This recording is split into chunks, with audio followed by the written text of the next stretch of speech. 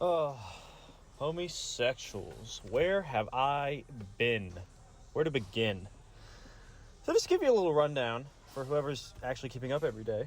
Um, I was supposed to come back and hit a great workout a couple days ago.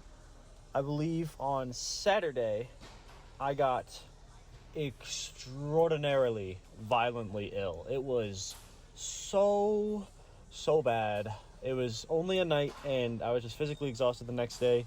But, when your body expulses everything out of it for the sake of healing itself against your own will, you're not going to feel great for a little while. It was horrendous, to say the least. Had to call off of 2 days of work. And I don't do that normally. But, you got to try not just go through those every now and then. I felt like just leaving it a little ambiguous, and I let you guys know I was here when I got back because I didn't want to throw a bunch of expectations on it. I want to just allow myself to heal while my body needed it. Otherwise, came back in after I felt a little bit better yesterday and just did the barbell. Just wanted to make sure the bar, like everything felt physically okay to start lifting again. Got back in today, which is great. I'm glad to get back on any sort of cycle because I have been missing the gym.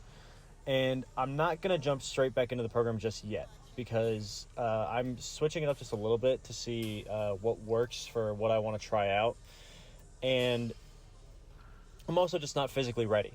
Being sick and needing time to fully reevaluate your body, it takes a sec. You got to really give it that attention to actually relax and come back at a rate it's comfortable with. And the unfortunate part is always like it's never really my main muscle groups that need that time to come back. It's always just my core and my low back. Everybody's always going to be limited by that little ring of fire that dictates whether your spine breaks in half. So it is what it is. I'm still very happy with the effort I put in. I was going to go for the normal clean and jerk workout today, but I hit 275 and my low back just really was not feeling it, and I didn't want to push it to injury because that just isn't smart. We've grown past that kind of negative actions. So otherwise, just been focusing on allowing the other lifts to be more accessory based. I mentioned it before, but I want to make those main strength days where not allowing everything to feel like a little max out, because I was having my front squats and clean pulls, for example. I was having those increase at the same rate as all my other main lifts with too much expectation on increasing the weight itself rather than just focusing on the movement and accessorizing the main lift it was there for in the first place, And so today, for example, like if it were a heavy clean and jerk day, I would have done my heavy clean and jerks the way I would have normally done them. But, for like my front squat, for example, I did a slow descent as slow as I could muster comfortably with my core being the way it was. And then a fast, explosive bottom position coming out of the squat. That was great. Good control. It makes you feel a bit more confident in holding the bar on your front, especially because front squats are always going to be hard as shit. Clean pulls felt great. Did a pause at the knee and then a full lift after. So like I paused at the knee, go all the way back down and back up without touching the ground. Felt really nice. It's always great to have someone in the background see you doing that. They see you deadlifted up to your knees and pause, and they give you that little nod of approval, and I'm like, you ain't fucking ready. I'm about to blow this shit up past my waist. That makes me feel really fucking special. But other than that, I'm proud to have been able to get back in. I appreciate it, and the clean and jerks definitely weren't perfect. It was hard to get my front foot out because my low back wouldn't hold my core steady when I caught the split jerk, so I kept pushing slightly forward, but it honestly wasn't bad. The lockouts were there. The clean wasn't bad either. It wasn't confident enough to where I needed to be. But again, stopping where I was and allowing the deload to take place is just, it's what I needed to do to feel apt to actually do this shit. I want this to be something that I look forward to and I get excited for, not something that I feel like I'm going to get injured all the time and be scared of. I got to look forward to putting my heart and soul on the line with this shit, even if it's mostly physical. But yeah, it was nice, honestly, just to relax and not really worry about the program for once, just kind of giving it its own little freedom. And that's exactly why I'm having a lot more of my workouts be fun accessories that I come up with on my own that get me excited to try something new, test my technique and my core, while also allowing me to go pretty hard and have the same amount of pump just with weight that's not heavy enough to hurt me. That's the whole point of an accessory. So, as long as, no matter how long I've been doing this, there's always going to be room for me to learn, it always appears that people are experts just because they're strong, but I really don't know much more than the other guy. I just have more experience understanding what my body needs in the moment scenario, allowing myself to actually feel it out. And it still took years to get to that point. So don't think that just happened just because I got strong. It took getting strong, realizing that's not what it was all about, and then rerouting everything I ever learned about lifting up to that point. It was really tough. But we're here now. Physically, even though I wasn't feeling all great, it was just good to feel good again. Good to get back in, and the strength will come back quick. That's how it always is when it comes to weightlifting. You get a little sick, you bounce back, as long as you just stay consistent and don't overdo it right away. So I'll give it an 8.25. It's nothing crazy, but again, I didn't really push it like crazy today. I just wanted to feel a good mind-muscle connection and actually enjoy it, and not worry so much about the weights as I used to have been doing. Take away the expectations and just have fun. Mentally, dude, I've honestly been doing great. I've been having a bit of a consistent line of not low points, not like to at least what is socially deemable as a low point, but my own little hiccups that just kept kind of coming out of nowhere and hitting me when I didn't need it to, and I didn't have a lot of actual positive progression happening at the rate that I'm used to. And so that's going to take anybody's day. But all in all, it's been something I've been working on and just really learning how to have my own kind of appreciation no matter what. And this isn't like an obligational appreciation or just forcing yourself to say you're appreciative just to say you're appreciative. Because whenever I tell people about trying to learn how to understand your own appreciation for what you're doing in life, people are always like, well, of course I appreciate my life. And I'm like, okay, but you got to be faithful to that appreciation. You know what I'm saying? You got to have that blind faith and acceptance and positivity toward that appreciation, and not just an assumption that it's there. Because everyone always just assumes that they're appreciative without being able to sit down and really think about it. And I was the past month, I want to say, I've been having issues when it comes to, it was mostly with my schedule. I'm doing these 12-hour night shifts, and I'm trying to find out how to go back and forth with my diet.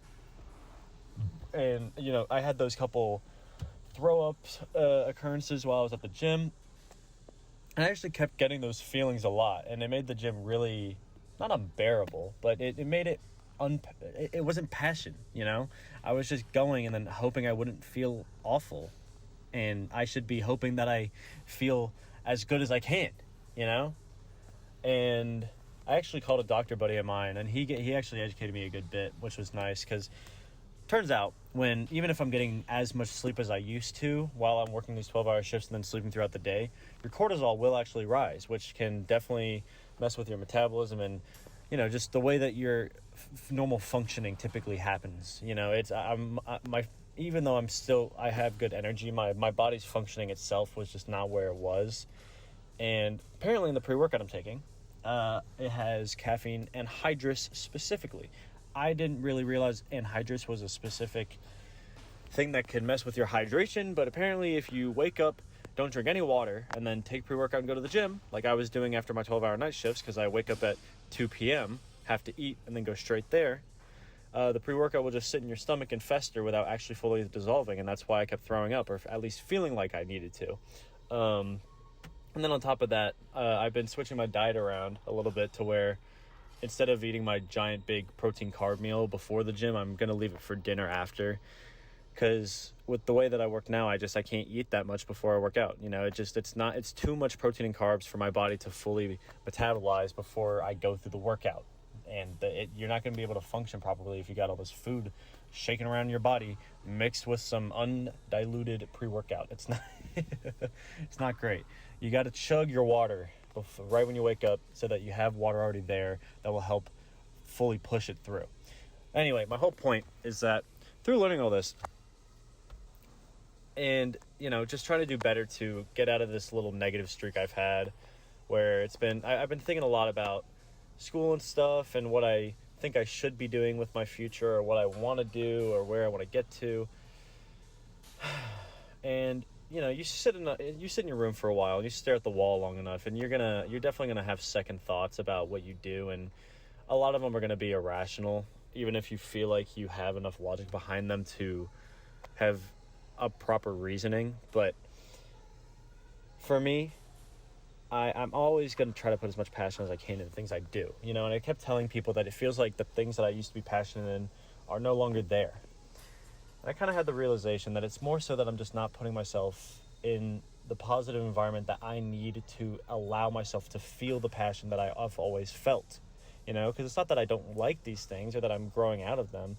It's more so that I just won't give myself the mental wiggle room to allow myself to have fun in that way, because I'm sitting here thinking like, oh, well, I could be working on school, I could be working on my career, I could be doing all this and this and this.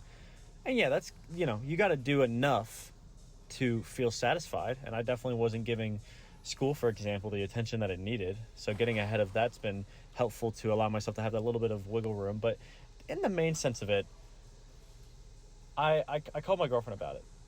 And just thinking of my life with her, and not in a cringy, cheesy way or whatever, but legitimately, you spend so long with someone, it doesn't have to be your girlfriend, it can be whoever that you have that kind of relationship with, but you spend so long with someone that you genuinely can never imagine your life without, because that's just how great a bond you've built.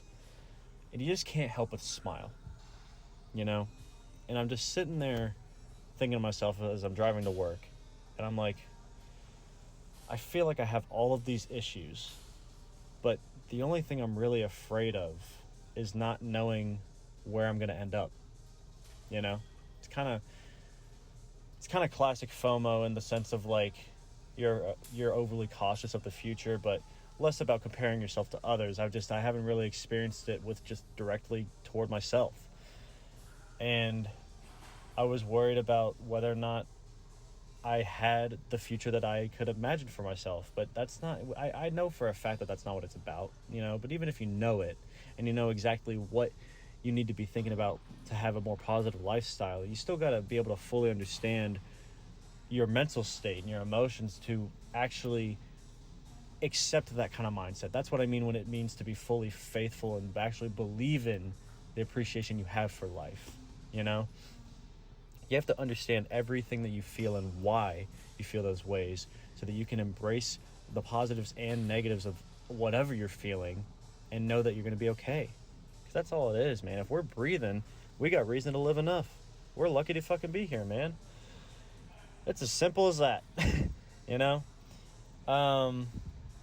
So I've been taking a lot more time to just understand what my own direct, personal, unique source of appreciation is, because I've always been appreciative. I know that, and I don't just tell myself that, but when you hit a bit of a sorry state and you get a little somber in the moment and things just aren't really going your way for a pretty consistent streak like it felt like I was, you'll pause, your everything that you feel like you've worked up to, you'll just kind of sit there and freeze.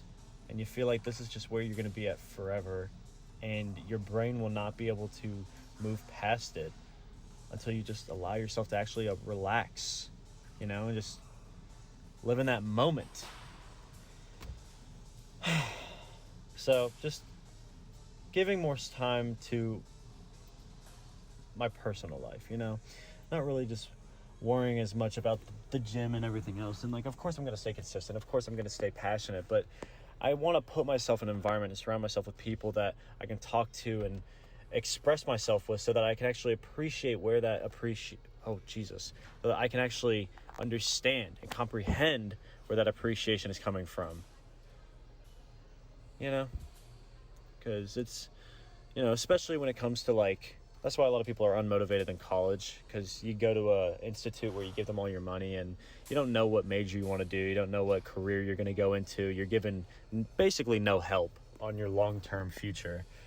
And nobody wants to put an effort toward things that they can't imagine themselves succeeding in, you know? And you don't have to have an idea of exactly where you're going to be, like a lot of people think you do. It's just having the bare minimum of believing that you can succeed to your own degree of effort. You know, that's why I think the gym has been such a source of passion for as long as it has been for me. Because no matter what I do, no matter what lifts I'm doing, no matter how heavy, no matter how often, no matter how strong or lean, whatever, I just love doing it. You know, it's something that I know that I can get my own relative positive productivity and progression through. You know, I grow as a unique individual through this sport because of the effort and the passions that I put behind it. And that's why a lot of people's careers become obligational rather than an actual source of passion and enjoyment for their personal life. Because a career does not have to be obligational, even though we need the money from it in order to survive. You know, you got to get the bare minimum to keep moving forward, and then just doing your best to keep putting your foot in in the door of every opportunity that you come across. And eventually, something's going to stick. I promise you that. The opportunity will come. But you got to understand your own self-worth and your own personal reasons for appreciating the life you already have in order to embrace the opportunities that come when they do. You know? That's about it, you know? So all in all, with all, you know, beyond the philosophy of all that, it really, it can be very life-changing just to have that little bit of a switch of, you know, prioritizing the self a little bit before the numbers when in the things that you do every day, even if you think that you're a professional, or even if you are a professional, just put the numbers away for a day, you know, a week, a month, whatever you need. Just appreciate. That's it. You know, you got plenty to live for. Everybody does. You know, it's just being able to put yourself in the environment and choose to surround yourself with those things and those experiences. So, mentally, to end it off, I'll give it a 9.4.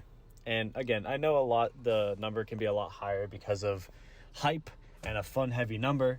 But today, the number is high solely just because I'm happy, you know? And, you know, you don't always have to know that you're happy. And, you know, even with me, there's times where I don't. And that's fine, you know? You don't have to know that you're happy, even if you typically try to be or think that you were or whatever. You just got to keep trying your best to become someone that can confidently say they are happy. And if you hit a down point where you don't know, that just means you got room to grow. And you got plenty of time to do it. It is never too late to try something new that will get the positivity growing. So anyway, that's all I got. I appreciate y'all hanging out. I know it was a bit of a longer one, but it's been nice to feel good. And I've started to realize more and more that regardless of what happens in the program, regardless of what happens at work, regardless of what happens with school, my career, whatever, I'm good. You don't have to have a whole lot. I just want to feel okay. You know, I just want to feel that little bit of, you know what, it can be a good day if I want it to be. So let's work toward that. All right. Well, I will be back tomorrow I'm going to keep doing the deload for the next 2 days just to let my body get used to everything again. It'll be a power snatch complex mixed with a pause back squat accessory. Yeah, that'll be it. So, going to keep doing my best. I'll be back. Let me know how the lives and the lifts have been going. I love hearing about it. And I love and appreciate you guys too. I'll be back. See you later. Bye.